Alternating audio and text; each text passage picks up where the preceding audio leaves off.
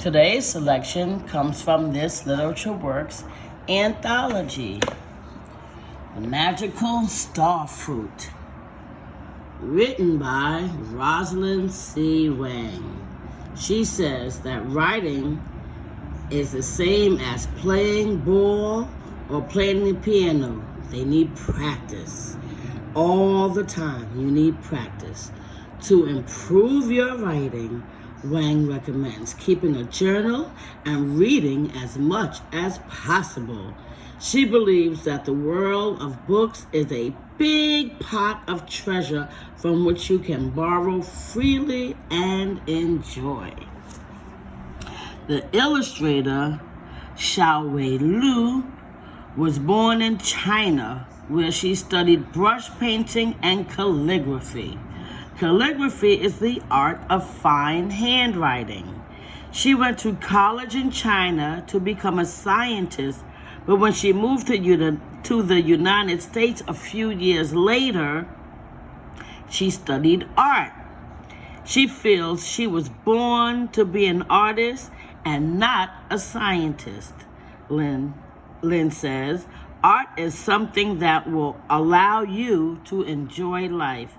It is a way to express yourself.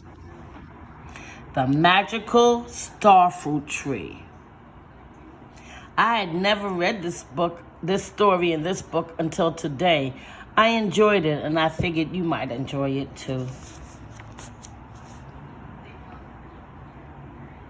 Long, long ago, in the southern part of China, lived a fruit peddler named Adi. He was so mean and so greedy that no one liked him. Yet, his star fruit always grew so ripe and juicy that people from faraway lands would come to buy them in the market.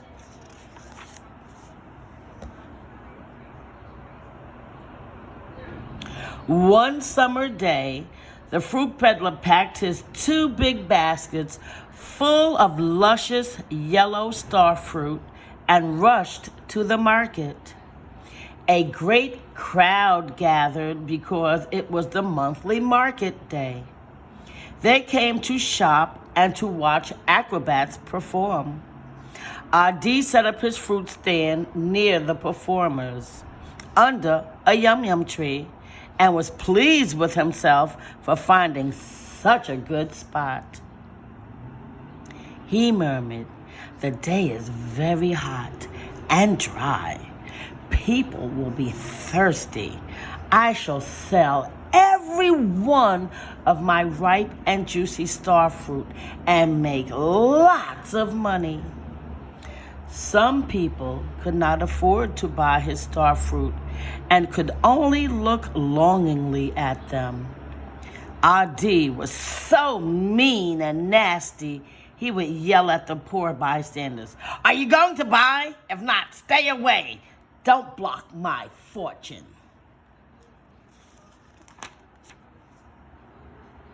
Toward afternoon, an old man came along and stopped in front of the fruit stand. His faded green clothes were shabby, and he didn't have a penny in his pocket.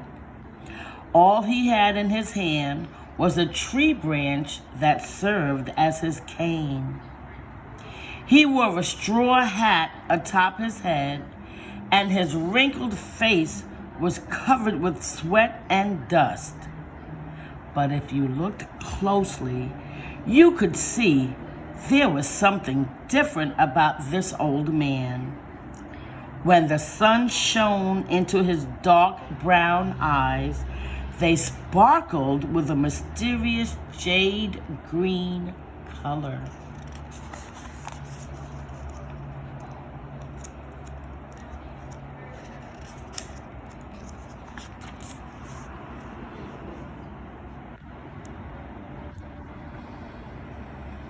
The old man observed Adi's juicy star fruit and said, "Oh, good fruit peddler, I am very thirsty, but I have no money to buy your fruit.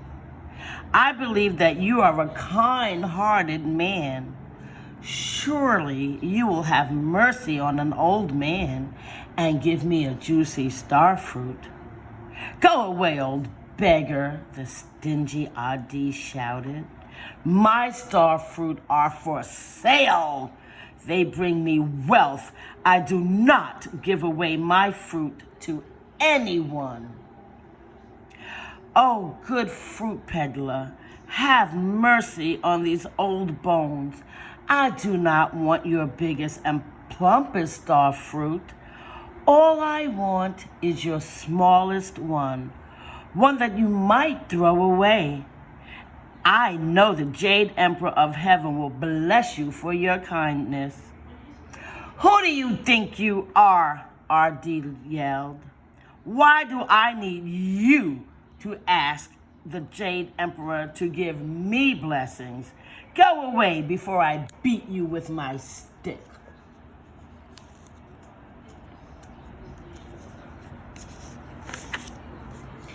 People in the market heard the noise and formed a circle around them. Shame on you, fruit peddler, said a bystander.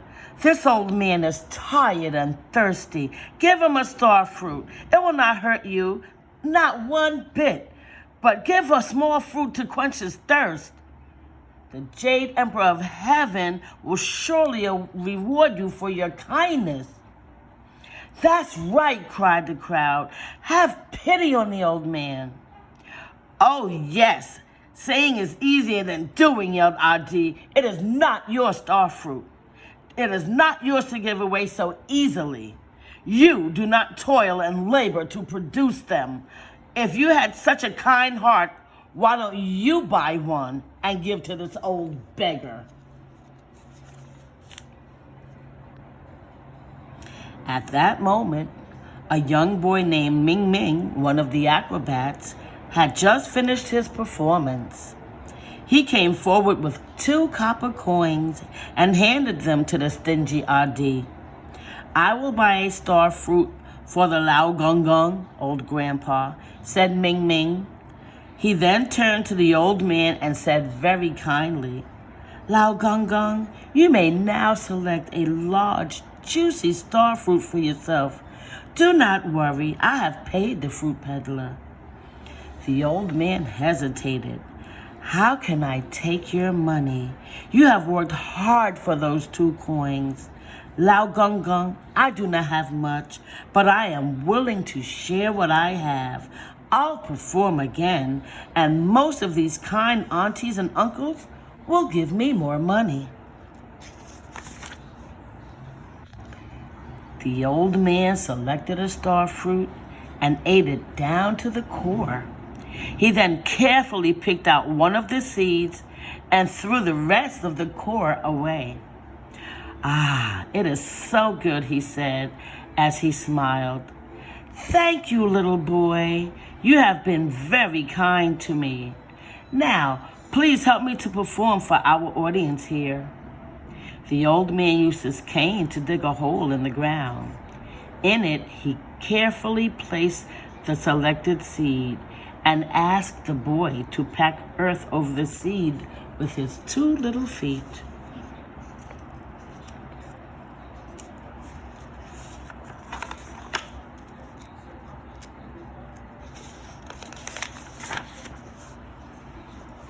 Now I need to water the seed. Can anyone here supply me with a pot of hot water? The crowd was puzzled by his request. It was such a hot day, the old man would kill the seed for sure. Are you sure you need hot water? Someone from the crowd exclaimed. People looked at each other, hoping someone would explain this peculiar logic. Some stood there quietly, while others shook their heads, thinking that the old man was simply lightheaded from the heat. Finally, someone from the crowd handed over a pot of boiling water, which the old man sprinkled on the ground. A tiny green shoot sprang up immediately. As the crowd watched in awe, the plant grew taller and taller and taller. Their eyes followed the plant as it grew, and their heads tilted back farther and farther and farther until they could no longer see the top. They didn't know exactly when the plant stopped growing, but their necks were sore from looking up. The old man pointed his cane at the tree and said, "Leaves, my good tree, grow leaves." And the tree instantly became an umbrella of green leaves, shading the crowd from the scorching sun. While the crowd stood there dumbfounded, the old man pointed his cane at the branches of the tree and said, "Bloom, my good tree, bloom." And the tree burst forth with pink and violet flowers. The crowd gasped in amazement. No sooner had they uttered oohs and ahs of wonder when once again the old man pointed his cane at the tree and said, "Fruit, my good tree, bears sweet and juicy fruit." A gentle breeze swept over the tree and blew the beautiful blossoms down upon the crowd. In place of the flowers,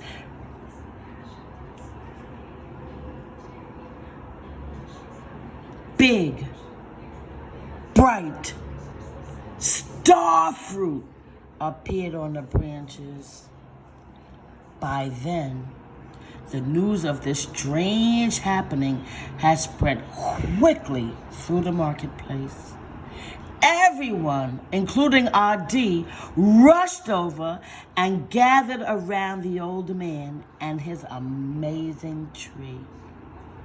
After calming the restless crowd, the old man turned to Ming Ming and said, "It is your turn to perform.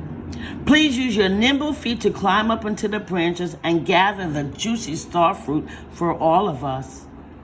Obediently, the boy climbed up the tree trunk like a little monkey. He picked the starfruit and passed them out to all the bystanders.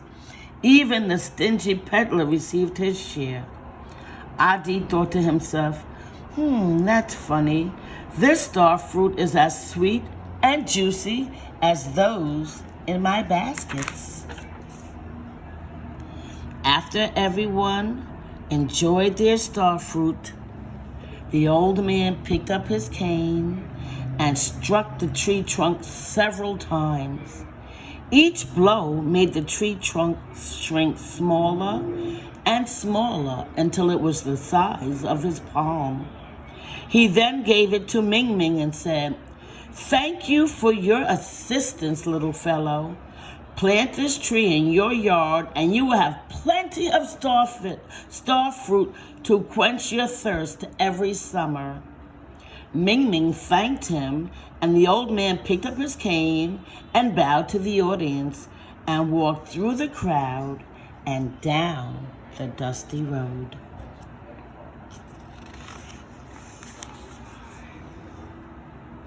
Stunned by the series of strange happenings, people rubbed their eyes. They could hardly believe what they had seen. They even licked their lips to assure themselves they had indeed eaten one of the sweet, juicy starfruit. Suddenly, R.D. remembered his unattended fruit baskets. With all these people, he could still sell more fruit. But when he looked into his baskets, they were empty. His high-pitched scream filled the air. "My starfruit! My starfruit!" cried the mean, stingy R.D. "All my starfruit are gone from my baskets. It must have been that wretched old man who stole my fruit and gave it to the crowd. All my wealth is gone." Leaving his 2 empty baskets behind, Adi ran down the dirt road as quickly as he could to look for the old man.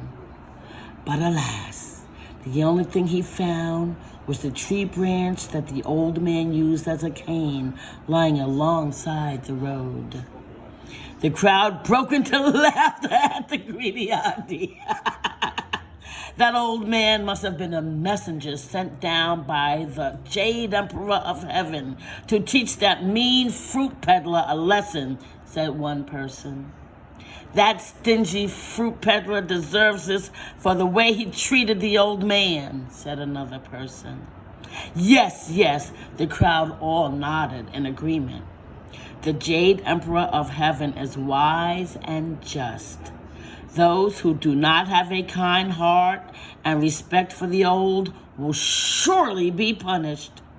But those who care about others and share what they have will surely be rewarded. Oh, that's a beautiful story. I'm not going to read the response. I am tired. I am going to go take my nap, and I guess you should too.